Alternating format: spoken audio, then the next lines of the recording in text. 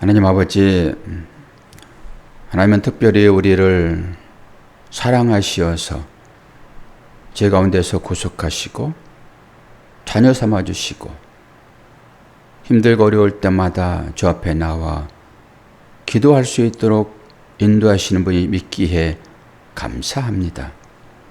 오늘 또 그 은혜가 우리 마음 가운데 충만할 수 있도록 도와주시어서 이 새벽을 깨우는 의미가 분별되게 도와주시고, 그래서 범사에 감사로 나올 수 있는 우리 모두가 되도록 인도하여 주옵소서. 생명이 땅 가운데 출생하기까지 한 어머니는 거의 죽음 직전에 이르게 되는데, 그 과정이 곧 교회를 위하여 십자가를 지신 그 주님의 사랑과 은혜가 그 가운데 녹아 있음을 보게 하여 주시고, 또한 그것에 감사할 수 있는 우리 모두가 되도록 은혜 허락하여 주옵소서. 예수 그리스도의 이름으로 기도하옵나이다. 아멘. 하나님 말씀 사사기서 19장입니다.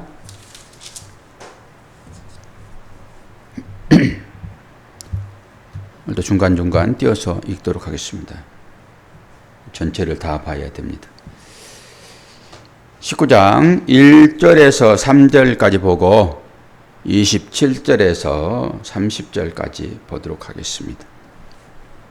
내용들은 뭐 다 아는 내용들이니까 이 가운데 어떤 의미가 있는지 그걸 보면 되겠죠.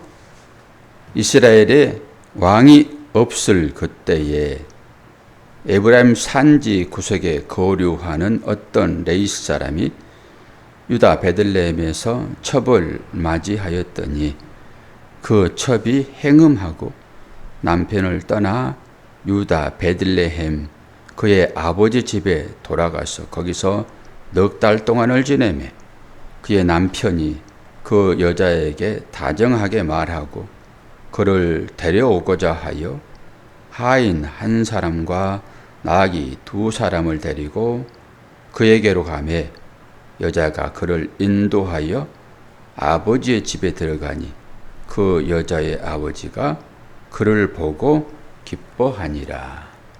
27절이요. 그의 주인이 일찍 일어나 집 문을 열고 떠나고자 하더니 그 여인이 집 문에 엎드러져 있고 그의 두 손이 문지방에 있는 것을 보고 그에게 이르되 일어나라 우리가 떠나자 하나 아무 대답이 없는지라. 이에 그의 시체를 나귀에 싣고 행하여 자기 곳에 돌아가서 그 집에 이르러서는 칼을 가지고 자기 첩에 시체를 거두어 그 마디를 찍어 12덩이에 나누고 그것을 이스라엘 사방에 두루 보내매 그것을 보는 자가 다 이르되 이스라엘 자손이 애굽 땅에서 올라온 날부터 오늘까지 이런 일은 일어나지도 아니하였고 보지도 못하였도다. 이 일을 생각하고 상의한 후에 말하자 하니라. 아멘. 잔인한 얘기가 등장을 합니다. 만약에 이 시대에 이런 일이 일어났다 하게 되면은 어떤 뉴스거리가 되겠습니까? 자기의 아내의 죽음을 슬퍼하지는 못할 망정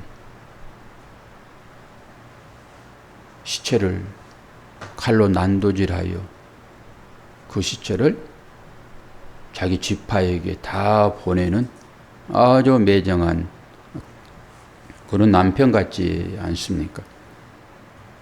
이 사람은 레위이죠. 레위는 제사를 드리는 사람이잖아요. 짐승을 각을 떠서 하나님께 제사 드리는 사람이니까 칼 솜씨는 얼마나 좋겠습니까? 가히 이 시대에는 상상도 할 수 없는 그런 일들이잖아요. 왜 이런 엄청난 일들을 기록해 놓고 우리들에게 이 말씀을 주시는가? 이 측면으로 봐야 되겠죠. 20절, 20장, 21장 전체적인 그런 내용들이니까 오늘 이 사건을 간략하게 한번 살펴보면서 이 안에 어떤 내용이 숨겨 있는지, 구약은 전부 다 예수 그리스도의 모형으로 등장을 하고 있잖아요. 그렇게 희미하게나마 이 가운데서 예수 그리스도의 모형을 보아야 되겠죠. 이 사건을 통해서 들여다봐야 되지 않겠습니까? 여기 어떤 그림자가 숨겨 있는지, 모형들이 나타나고 있는지. 어떻게 얘기합니까?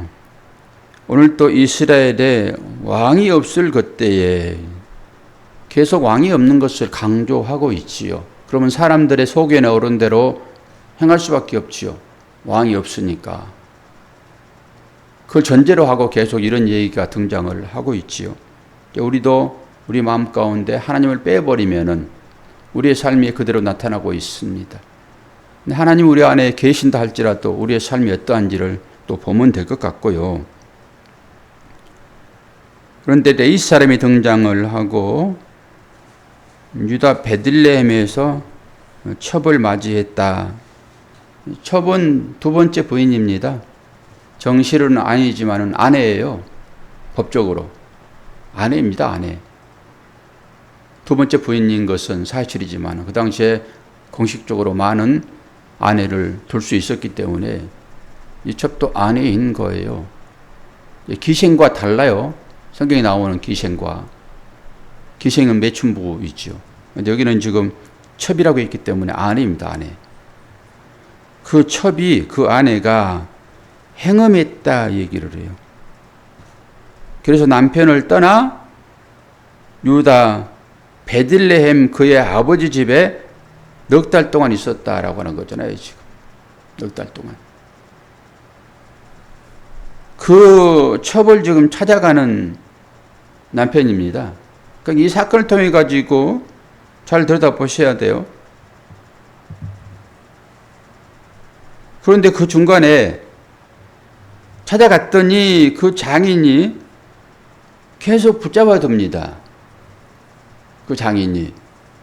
하루만 더 머물다 가게, 하루만 더 머물다 가게. 그런 식으로 여러 가지 음식들을 만들어서 제공을 하고 이 사람의 기분을 맞추지요. 이 사이의 기분을. 근데 이 사람은 지금 이 행음한 이 첩을, 이 아내를 데리고 자기 집으로 가야 돼요, 지금. 자기 집으로. 자기 집으로 가야 되는데 자꾸 이 장인이라는 사람이 뭐 좋은 것을 제공하면서 못 가게 해요. 이것부터 살펴보자고요. 여기에 이제 뜻이 있는데 여기 보세요. 또 그리고 내용을 뒤에 들여다보면은 전체 내용을 좀 한번 점검해 보고 풀어봅시다. 이제 데리고 갔는데 누가 길을 가고 있는데 밤이 지나게 되면은 이제 집에 들어가야 되잖아요. 나그네로 살고 있으니까. 그런데 집을 초대하는 사람이 없습니다. 초대한 사람이. 그런데 한 노인이 등장을 하고 그 노인이 이 첩을 데리고 가는 이 레인을 영접을 해요. 근데 여기에는 지금 베냐민 지파의 땅입니다. 그런데 거기에서 남자들이 찾아와 가지고 이 사람을 내놓으라고 얘기를 해요. 그래서 이 사람을 내가 내줄 수 없다. 그러면서 자기 딸을 내주고 결국 레인의 첩까지 내주는 그런 상황이 있잖아요. 그리고 그 여인이 이제 밤새도록 그 남자들한테 그 윤관을 당하고 그래가지고 결국 문지방에 손이 있다라고 하는 것은 죽었다라고 하는 거잖아요. 그래서 죽은 시체를 메고 지금 가는 상황이잖아요. 그것을 12등이 나눠가지고 나눠줬다. 이런 거잖아요, 지금. 그럼 여기에서 이제 보셔야 돼요. 여기에서 어떤 의미가 있는가. 노인이 등장을 하고 이 노인은 이 레인을 살리는 그런 역할로 등장을 하잖아요. 레인을 지금 거류민들이 달라고 하는 것이니까 그 역할로 등장을 하고 또 이 레인은 자기의 행음한 부인을 데리고 자기 고향으로 지금 가는 그런 장면이잖아요. 그리고 또 하나 장면이 장인이 이 레인을 계속 붙잡아 놓는 그런 상황이 있죠. 그러면은 먼저 그 얘기, 장인이 자기 사이를 붙잡아 놓고 있는 이것은 어떤 의미를 가지고 있을까요? 레인은 예수 그리스도를 상징을 해요. 여기에서 예수 그리스도. 그리고 행음한 이 여인을 지금 자기 집으로 데리고 가는 거잖아요. 이 정도만 얘기해도 벌써 눈치를 채셨지요? 이 얘기가 품고 있는 것이 무엇인지, 예수 그리스도가 행음한 여인을 데리고 지금 자기 집 어디로 가요? 하나님 나라로 가고 있습니다. 이게 딱 호세아서에 나와 있는 호세아가 고멜을 찾아놓은 것과 똑같아요. 호세아도 발음 그 자체로 따져도 그건 예수 아닙니까? 그러니까 자기 남편을 떠나서 세상으로 나가는 교회를 얘기하는 거, 여자요. 이 얘기 가운데 또 구속사가 그대로 스며 있습니다. 예수를 이제 보아야 되니까요. 계속 붙잡으려고 하잖아요. 이 장인은 뭡니까? 세상의 역할을 하고 있죠. 예수의 손에 이끌려서 천국으로 향하고 있는 그 사람을 계속 붙잡고 있어요. 뭐가 여러분을 붙잡고 있습니까? 교회로 향하는 발걸음을, 선으로 향하는 발걸음을, 십자가로 향하는 발걸음을 뭐가 붙잡고 있냐고요? 나의 즐거움입니다. 그러니까 이 장애인이 지금 그렇게 등장하고 있는 것은 인간사로 볼 때는 하나의 정이겠죠. 정을 표시하겠지요. 그러나 내면으로 들어가게 되면은 이런 의미를 포착할 수 있다고요. 그러니까 우리의 삶도 이렇게 들여다보셔야 돼요. 그래야지 하나님의 마음이 포착되어지잖아요. 어떤 방법으로 하나님을 여러분 아시겠습니까? 어떤 방법으로? 구약은 전체가 다 예수 그리스도의 모형으로 등장을 하고 있으니까 이 가운데서 그렇게 예수 그리스도를 보면은 이 하나의 사건만 가지고도 분명하게 우리가 예수의 손에 이끌려 가지고 지금 하나님 나라로 끌려가고 있는 그런 상황에서 많은 유혹들이 우리의 발목을 잡는다. 이렇게 보시면 됩니다. 그리고 이제 그 한 노인은 지금 베냐민 사람이 아니에요. 외부에서 옵니다, 이 노인이. 그래서 그걸 밝히고 있는 거거든요. 그리고 오늘 베냐민 사람의 집에 들어가거든요, 지금. 베냐민 사람. 그러니까 베냐민 사람의 집에 들어간다고 하는 노인의 집에 들어가는데 이 노인은 외부에서 온 사람이란 말이에요. 내부에서. 지역으로만 거기서 지금 있는 것이죠. 이 지역 안에서 일한 일이지만은 이 노인은 베냐민 사람이 아니에요. 외부 사람. 결국 거기 들어가서 기거를 하는데 그리고 이스라엘 사람들은 기본적으로 나그네를 대접하라는 이런 하나님의 말씀이 있었기 때문에 그건 계명으로 주어진 거잖아요. 그런데 이 베냐민 사람들은 이 레인을 자기 집으로 들이질 않습니다. 그래서 노인이 등장을 해가지고 이 노인이 지금 자기 집으로 드리는 거거든요. 이 16절에 이제 그게 나타나 있는데, 저녁 때에 한 노인이 밭에서 일하다가 돌아오니 그 사람은 본래 에브라임 산지 사람으로서 기브아에 거류하는 자요, 그곳 사람들은 베냐민 자손이었더라. 그러니까 베냐민 땅 안에 있는 것이지 이 사람이 베냐민 사람은 아니라고 하는 거예요. 에브라임 산지 사람이라고 얘기를 하고 있잖아요, 지금. 그러면서 이제 이 노인의 집에 이 비류들이라고 하는 사람들, 이 불량배라고 얘기를 하거든요. 이 불량배들이 찾아옵니다. 찾아와가지고 그 레인을 내놓으라고 하는 거예요, 지금. 어디에서 이런 일을 우리가 봤습니까?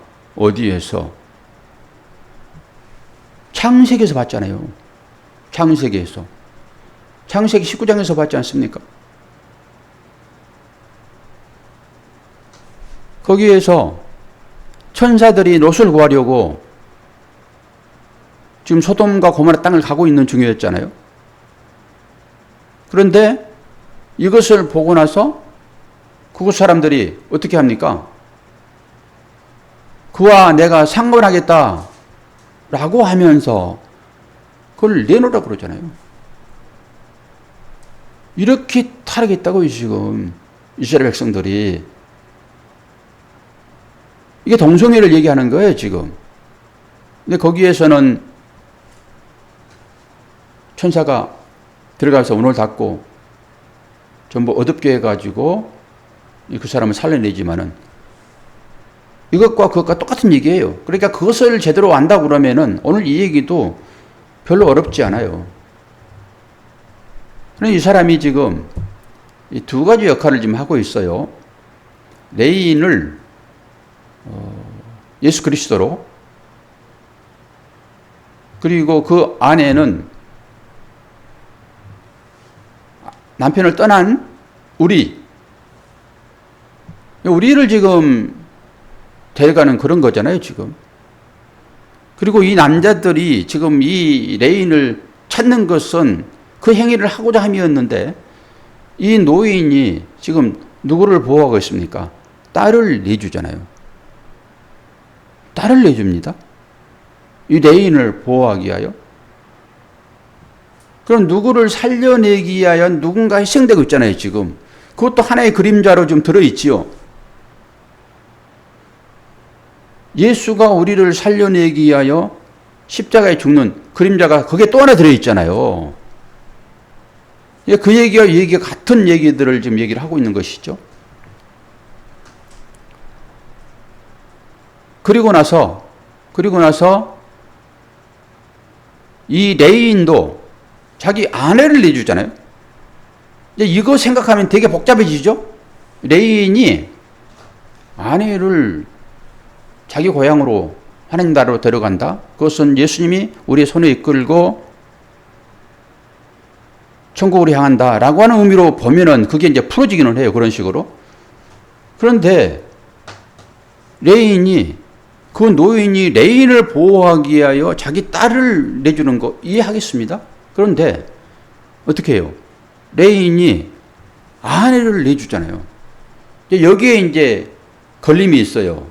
어떻게 이것을 그리스도 복음으로 볼 것인가라고 하는 거죠.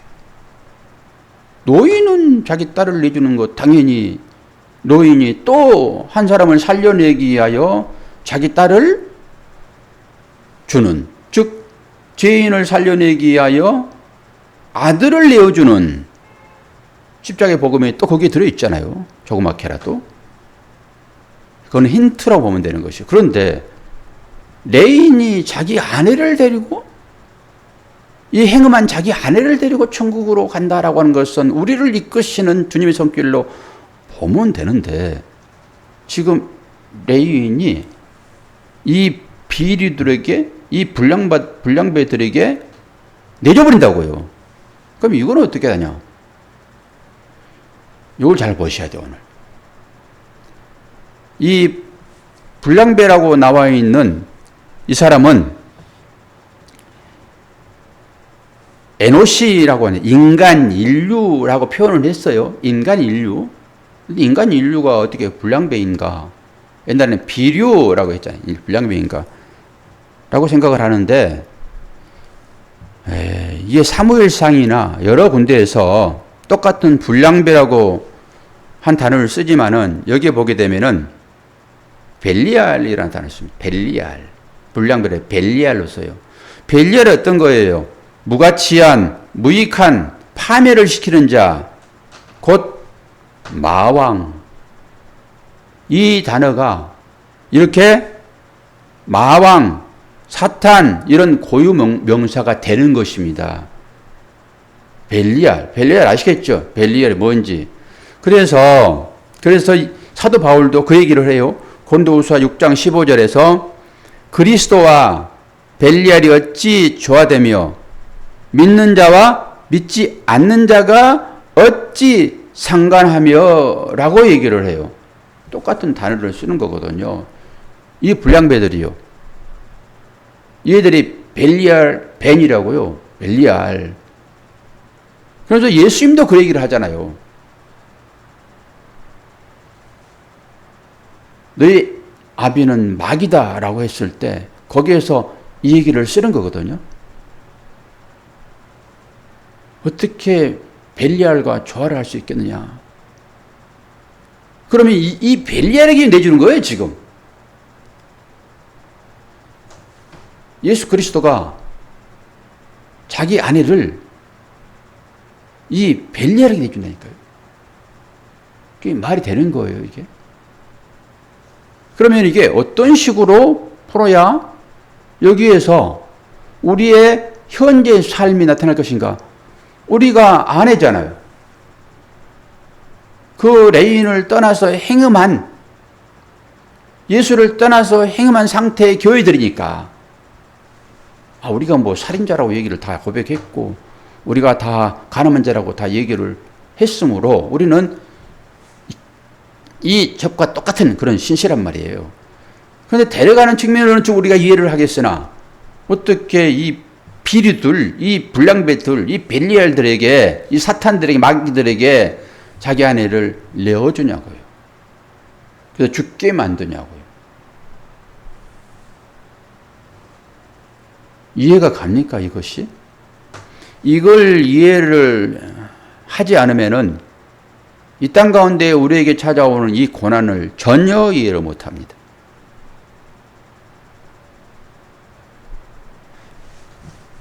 말씀 하나를 읽어드려요. 요한복음 15장 18절에서 19절.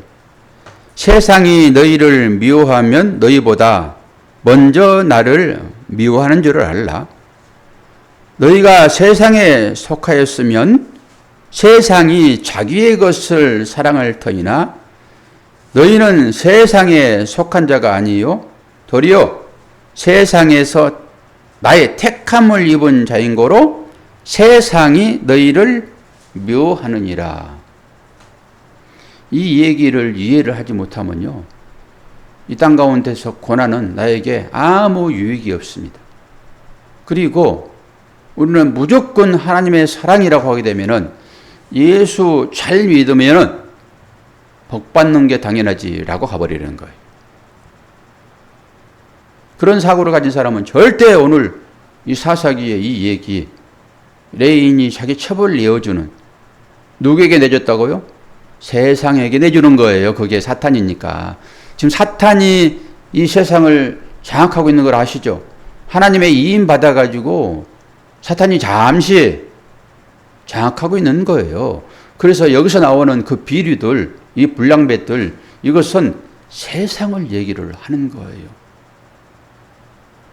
하나님의 나라를 향하고 있는 우리들이나, 물론 손은 이끌림 받고 있어요. 절대 이 손은 놓아주지 않을 것입니다. 그러나 오늘 레이스 사람이 자기 아내를 세상에 준 것은 오늘 이 요한복음 15장에 이 얘기를 하고 있는 거예요. 너희들이 이 땅 가운데 지금 삶을 살고 있지만은 너희들의 삶이 곧 내가 하나님을 믿으나 예수를 믿으나 어떻게 예수 믿으면 복 받는다고 얘기를 했는데 구약에 보게 되면은 어떻게 우리의 삶이 이런 고난이 있는가?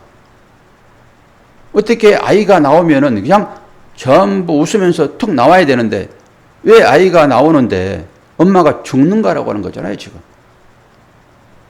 세상에 나오는데 왜 이렇게 힘든가라고 하는 거예요. 왜 그 고난을 통해서만 우리가 기쁨을 누려야 되는가? 똑같지요.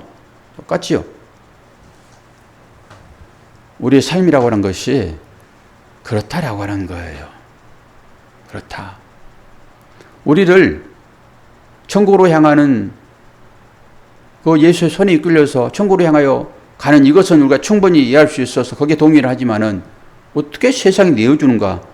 라고 하는 이것에 동의를 못 하잖아요. 우리 모두가 다.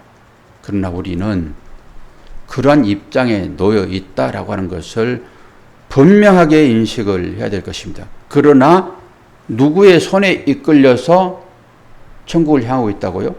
고향으로 가고 있다고요? 레이의 고향으로 간다고요? 집으로 돌아간다고요? 그 신랑에 의해서 행음하여 도망간 그자를 찾아서 레이는 고향으로 자기 터를 데려간다라고 하는 거예요. 이게 그리스도인들이 예수 손에 이끌려서 구원받는다라고 하는 그 측면이 거기에 또 하나 있는 것이고 또 하나라고 하는 것은 삶이라고 하는 거예요. 그 과정 중에 있는 우리 성도의 삶이 어떤 것인가라고 했을 때 그 불량배들 그들에게 내어주는 것으로 그것은 한시적이에요. 한시적으로 내어주는 것으로 우리 성도들이 이 땅 가운데 살고 있는 것이다 라고 하는 것을 이 본문이 숨겨서 우리들에게 얘기를 하고 있는 것입니다. 그럴 때만 이 구약의 말씀도 현재 실제 나 삶에 그대로 적용되어지는 거예요. 와, 소망은 있습니다. 내가 행음하여 남편을 떠난 자 같이 우리가 어떻게 하나님의 계명에 100% 순종하고 삽니까? 전부 다 우리의 기쁨, 우리의 만족 이것을 얻기 위하여 하나님께 시선 두지 아니하고 세상에서 뭔가 찾고자 하는 우리 아닙니까? 이것이 우리의 실체 아닙니까? 그럼에도 불구하고 나를 이끄시는 그 주님의 따뜻한 손길, 나를 구원해내시는, 가만히 놔두면 죽을 수밖에 없으나 구원해내시는 그 주님. 그러나 우리의 현실이라고 하는 것은 바로 내어주는 것 같은 그런 환경 가운데 우리가 처해 있잖아요. 이것을 간과해서는 절대 안 될 것입니다. 이것이 복음이에요. 복음은 전부 다 만사 형통만 우리 이끄신 것이 아니라 때로는 이렇게 내어준 것 같은 이런 환경 가운데 처할 수가 있습니다. 이것이 고난인 것이죠. 그래서 이 고난이라고 하는 것은 주의 손에 이끌린 고난. 다른 얘기로 의인이 죄를 짓고 있는 것이다. 그 죄 가운데서 다시 한번 또 주님을 발견하는 것으로 하나님께서 우리들에게 찾아오신다. 이거 쉽게 여러분들에게 들어오지는 않을 것입니다. 그래서 깊이 묵상을 해야 되고 하나님과의 관계 가운데서만 이게 해석이 되어지는 것이지 턱 듣는데 척 알아들 수 없는 그런 것입니다. 오늘도 깊이 묵상하셔서 주님의 사랑과 은혜가 오늘 이 말씀 가운데도 나타나 있다라고 생각하시기를 바랍니다. 여러분 기도 잘 해주셔가지고 박성아 자매가 튼튼한 그런 아이를 이 땅 가운데 낳았습니다. 제가 느끼는 것은 요즘 또 무통주사를 만나보더라고요. 그런데 무통주사를 맞았다고 그러길래 상고의 고통은 또 재해지는구나. 그러면은 그렇게 또 하나님께서 우리들에게 허락된 것인데 그것을 없애버리는 그것이 과연 맞는가라고 생각을 했는데 무통주사를 맞았다고 그렇게 그 신랑이 문자가 와가지고 그러나 보다 했더니 어제 가봤는데 이 아이를 낳는 그 고통 가운데서 두 눈에 핏줄이 다 터져버려가지고 야, 무통주사 맞았다는데 어떻게 이랬냐 그랬더니 무통주사를 맞았는데 그 주사 효과가 생기기 전에 얘가 그냥 나와버리는 거예요. 5시에 갔는데 뭐 이러지 준비하고 했는데 9시 반에 애 나왔다고 연락을 받아서 갔더니 그렇더라고요. 그러니까 고통 그대로 무통주사를 맞아서 고통이 없었으면 좋았을 텐데 라고는 마음도 있지만은 우리가 영적으로 볼 때는 그래 그렇지 자녀를 낳는 출산의 고통이 얼마나 큰 것인지를 우리가 또 알아야지 라고 하는 측면에서 물론 얼굴은 아주 엉망진창이에요. 실핏줄 다 터지고 얼굴에 얼마나 고통스러웠으면 그랬는가 라고 생각도 하니까 안타까움도 있지만은 그 맞는 일이지. 그것이 하나님께서 우리에게 허락한 그런 일이기 때문에 다 겪어야지. 겪지 않고 그래서 고통 줄이려고 전부 다 수술을 해버린다고 얘기를 하는데 수술하지 않는 것은 다양한 것이고 뭐 수술을 하여 낫는 것도 뭐 문제는 없지요. 우리가 그 의미만 깨달으면 되는 것이지만 그래도 아들 낳았어야 돼. 아유 근데 그 엄마를 생각하면은 저한테는 크게 기쁨이 별로 없어요. 그 엄마를 생각하면 다른 사람들은 다 축하한다 하지만 그 엄마를 생각하면은 그게 또 한 마음인 것이니까 그건 뭐 어떻게 부정할 수가 없죠. 첫 번째 나올 때는 무조건 좋았어요. 무조건 좋았는데 이번에는 마음이 완전히 다르네요. 아이만 생각돼요. 그 나온 것 별로 생각하지 않고 그냥 그 아이만 생각을 해요. 이게 어떤 마음인가 싶기도 하지만 또 그렇네요, 마음이. 여러분 감사하고요. 또 기도했기 때문에 감사한 마음을 또 갖지요. 감사합니다. 자, 기도하겠습니다. 아버지 하나님, 아버지의 사랑과 은혜를 감사합니다. 주께서 우리를 여러 환경 가운데로 이끄실 때 여러 어려움들이 분명히 있고 오늘 레이 첩이 죽는 과정까지 우리가 보게 되는데 이것도 또한 주님에 이끌려서 살아가고 있는 우리 이 땅의 삶을 사는 성도들의 현실이라고 하는 것을 인식을 하게 됩니다. 주여 고통 가운데 들어가지 않는 사람이 어찌 이러한 복음을 알 수 있겠습니까? 주여 은혜 가운데 있음을 보게 하시고 하나님의 나라의 소망 가지고 꿋꿋이 이 어려운 환경들을 잘 이겨낼 수 있도록 인도하여 주옵소서. 새벽에 깨우는 것이 이 말씀 가운데 들어있음을 보게 하시고 이 말씀이 우리의 삶의 중심이 되고 이 말씀 의지하여 이 어려운 환경들을 다 인내로 이겨낼 수 있도록 인도하여 주옵소서. 감사드리며 예수 그리스도의 이름으로 기도하옵나이다. 아멘.